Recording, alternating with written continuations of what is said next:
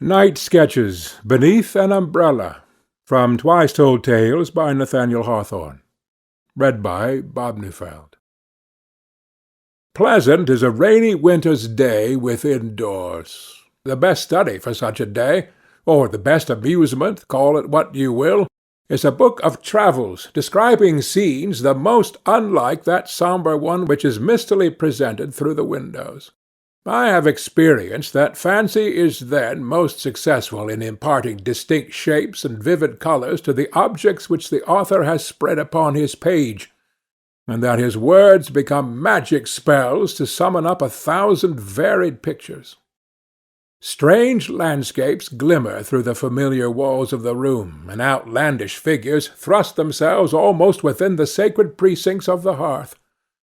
Small as my chamber is, it has space enough to contain the ocean-like circumference of an Arabian desert, its parched sands tracked by the long line of a caravan with the camels patiently journeying through the heavy sunshine. Though my ceiling be not lofty, yet I can pile up the mountains of Central Asia beneath it till their summits shine far above the clouds of the middle atmosphere. And with my humble means, a wealth that is not taxable, I can transport hither the magnificent merchandise of an Oriental bazaar, and call a crowd of purchasers from distant countries to pay a fair profit for the precious articles which are displayed on all sides.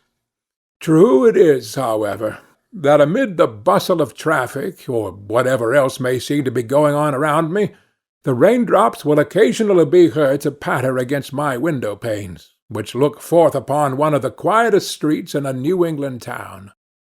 After a time, too, the visions vanish, and will not appear again at my bidding.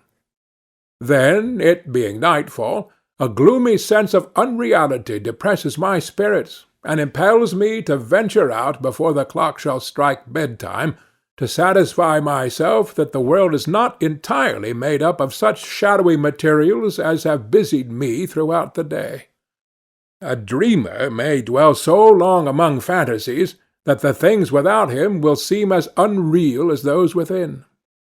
When eve has fairly set in, therefore, I sally forth, tightly buttoning my shaggy overcoat and hoisting my umbrella, the silken dome of which immediately resounds with the heavy drumming of the invisible raindrops. Pausing on the lowest doorstep, I contrast the warmth and cheerfulness of my deserted fireside with the drear obscurity and chill discomfort into which I am about to plunge. Now come fearful auguries innumerable as the drops of rain. Did not my manhood cry shame upon me, I should turn back within doors, resume my elbow-chair, my slippers, and my book, pass such an evening of sluggish enjoyment as the day has been, and go to bed inglorious. The same shivering reluctance, no doubt, has quelled for a moment the adventurous spirit of many a traveller, when his feet, which were destined to measure the earth around, were leaving their last tracks in the home paths. In my own case, poor human nature may be allowed a few misgivings. I look upward and discern no sky, not even an unfathomable void, but only a black impenetrable nothingness, as though heaven and all its lights were blotted from the system of the universe. It is as if nature were dead, and the world had put on black, and the clouds were weeping for her. With their tears upon my cheek, I turn my eyes earthward, but find little consolation here below. A lamp is burning dimly at the distant corner, and throws just enough light along the street to show, and exaggerate by so faintly showing, the perils and difficulties which beset my path. Yonder dingily white remnant of a huge snowbank, which will yet cumber the sidewalk till the latter days of March, over or through that wintry waste must I stride onward. Beyond lies a certain slough of despond, a concoction of mud and liquid filth, ankle-deep, leg-deep, neck-deep, in a word, of unknown bottom, on which the lamplight does not even glimmer, but which I have occasionally watched in the gradual growth of its horrors, from morn till nightfall. Should I flounder into its depths, farewell to upper earth. And hark! How roughly resounds the roaring of a stream, the turbulent career of which is partially reddened by the gleam of the lamp, but elsewhere brawls noisily through the densest gloom. Oh, should I be swept away in fording that impetuous and unclean torrent, the coroner will have a job with an unfortunate gentleman who would fain end his troubles anywhere but in a mud-puddle. Ah, I will linger not another instant at arm's length from these dim terrors, which grow more obscurely formidable the longer I delay to grapple with them. Now for the onset, and lo, with little damage save a dash of rain in the face and breast, a splash of mud high up on the pantaloons, and the left boot full of ice-cold water, behold me at the corner of the street. The lamp throws down a circle of red light around me, and twinkling onward from corner to corner, I discern other beacons marshalling my way to a brighter scene.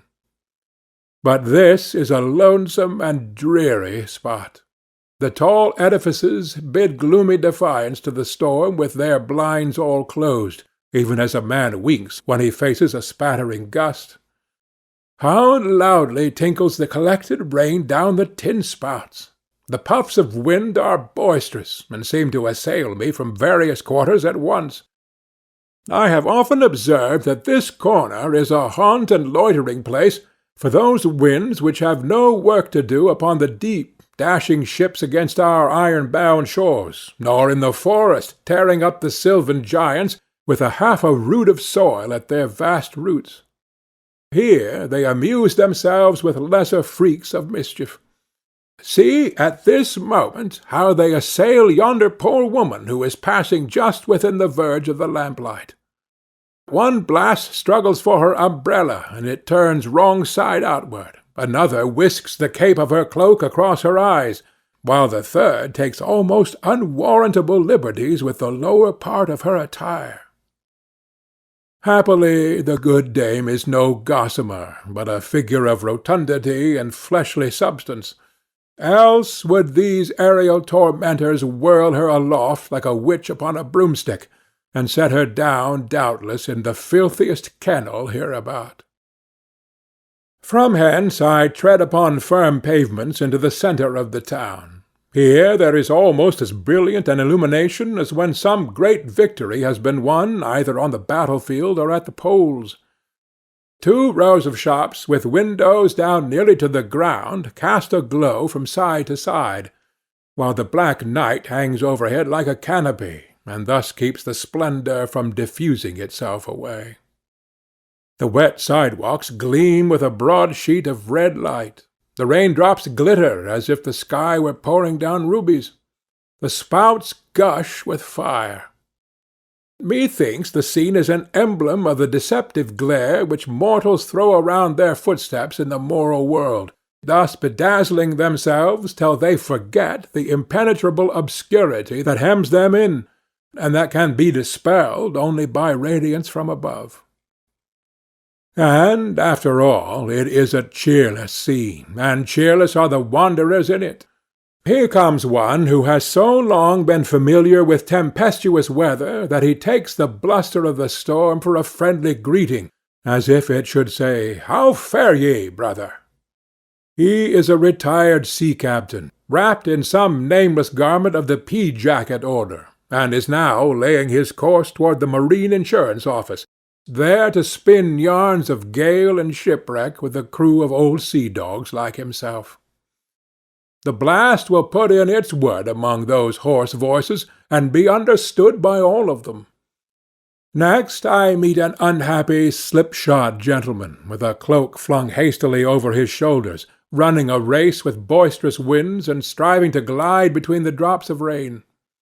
Some domestic emergency or other has blown this miserable man from his warm fireside in quest of a doctor.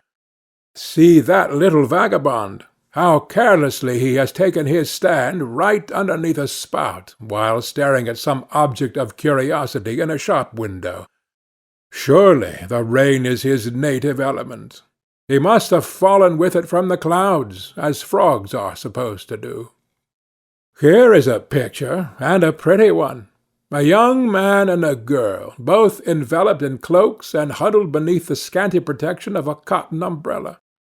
She wears rubber overshoes, but he is in his dancing pumps, and they are on their way, no doubt, to some cotillion party or subscription ball at $1 a head, refreshments included. Thus they struggle against the gloomy tempest, lured on by a vision of festal splendor. But, a most lamentable disaster! Bewildered by the red, blue, and yellow meteors in an apothecary's window, they have stepped upon a slippery remnant of ice, and are precipitated into a confluence of swollen floods at the corner of 2 streets. Luckless lovers! Were it my nature to be other than a looker-on in life, I would attempt your rescue.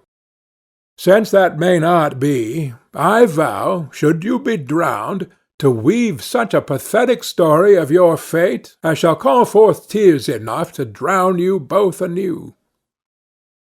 Do ye touch bottom, my young friends? Yes, they emerge, like a water-nymph and a river deity, and paddle hand in hand out of the depths of the dark pool. They hurry homeward, dripping, disconsolate, abashed, but with love too warm to be chilled by the cold water. They have stood a test which proves too strong for many. Faithful, though over head and ears in trouble. Onward I go, deriving a sympathetic joy or sorrow from the varied aspect of mortal affairs, even as my figure catches a gleam from the lighted windows, or is blackened by an interval of darkness. Not that mine is altogether a chameleon spirit with no hue of its own. Now I pass into a more retired street, where the dwellings of wealth and poverty are intermingled, presenting a range of strongly contrasted pictures. Here, too, may be found the golden mean. Through yonder casement I discern a family circle, the grandmother, the parents, and the children, all flickering, shadow-like, in the glow of a wood fire. Bluster, fierce blast, and beat, thou wintry rain, against the window-panes. Ye cannot damp the enjoyment of that fireside. Surely my fate is hard, that I should be wandering homeless here, taking to my bosom night and storm and solitude instead of wife and children. Peace, murmurer! Doubt not that darker guests are sitting round the hearth, though the warm blaze hides all but blissful images. Well, here is still a brighter scene, a stately mansion illuminated for a ball, with cut-glass chandeliers and alabaster lamps in every room, and sunny landscapes hanging round the walls. See, a coach has stopped, whence emerges a slender beauty, who, canopied by 2 umbrellas, glides within the portal and vanishes amid lightsome thrills of music. Will she ever feel the night wind and the rain? Perhaps. And will death and sorrow ever enter that proud mansion? As surely as the dancers will be gay within its halls to-night. Such thoughts sadden yet satisfy my heart, for they teach me that the poor man in this mean weather-beaten hovel, without a fire to cheer him, may call the rich his brother. Brethren by sorrow, who must be an inmate of both their households, brethren by death, who will lead them both to other homes. Onward, still onward, I plunge into the night. Now have I reached the utmost limits of the town, where the last lamp struggles feebly with the darkness, like the farthest star that stands sentinel on the borders of uncreated space. It is strange what sensations of sublimity may spring from a very humble source. Such are suggested by this hollow roar of a subterranean cataract, where the mighty stream of a kennel precipitates itself beneath an iron grate, and is seen no more on earth.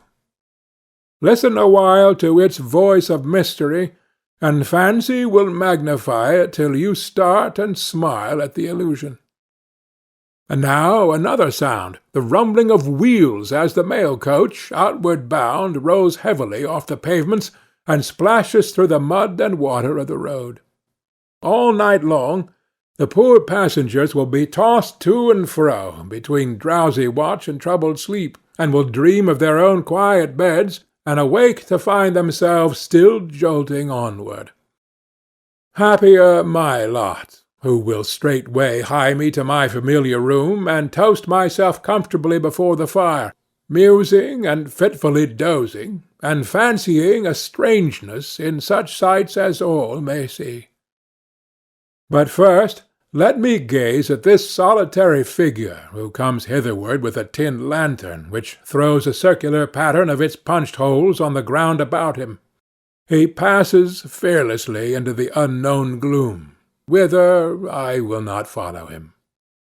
This figure shall supply me with a moral wherewith, for lack of a more appropriate one, I may wind up my sketch.